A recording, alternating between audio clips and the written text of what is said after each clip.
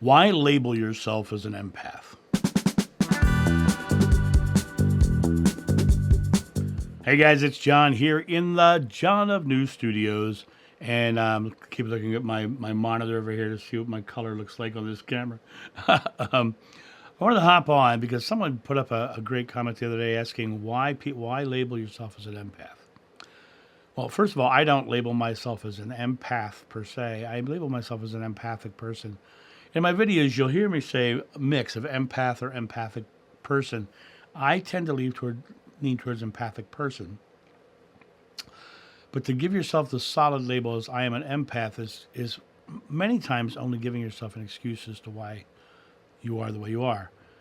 To create a delineation like that, this person was absolutely correct. To create a delineation like that is to define yourself. And when you define yourself, that definition comes with experiences that you are attributing to that definition. And so when you look at your idea of, am I an empath, right?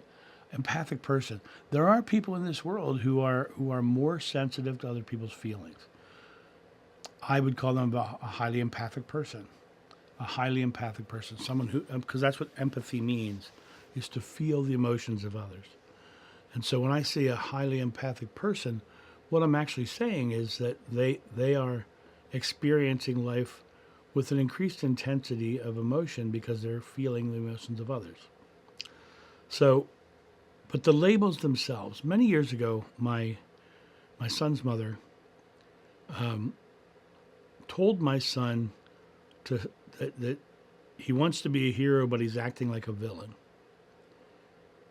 And her intention was to try to get him to stop having temper tantrums. Well, he was having temper tantrums because he was in a situation where bullies were picking on him, and he was felt like he couldn't handle it, like he couldn't deal with it, like he didn't see a way out of it. And so she told him he was a villain. I got very angry. I said, "Don't you label him a villain. You're telling him he's a villain. He's going to believe he's a villain. No more labels. Stop labeling him, right?" Because my son is an amazing individual, caring, loving, and just really wants to be liked. Because he also is a highly empathic person. And when you look at giving someone a label like that, you're boxing them in from their own empowerment, their own power. And when you look at that being boxed in by a label, we do that to ourselves all the time. I'm a fat person. You've labeled yourself. I'm a thin person. I've labeled myself. I am a successful person. You've labeled yourself, right? You can create any label you want, and what comes through it. Now, what comes through that idea of creating that definition is what is your perception of that definition. Most people struggle in life because they've labeled themselves a victim, and that label itself will hold you back.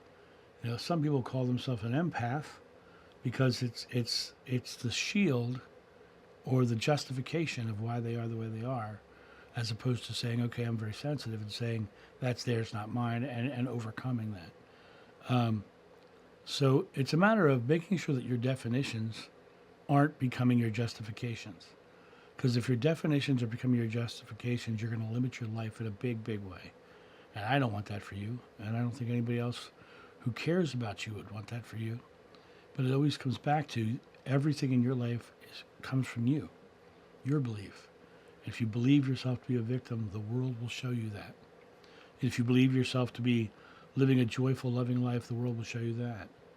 But the definitions can lock in your belief and create a box, or as I would call it, a velvet cage, a cage where you're very comfortable because you understand I am this, but at any given time you can open the door and fly. But it only depends on you saying, okay, I am breaking free of my limitations and creating, without limits and infinitely. And that's my thought on this. You guys have a great day, and I'll talk to you soon. See ya. Bye.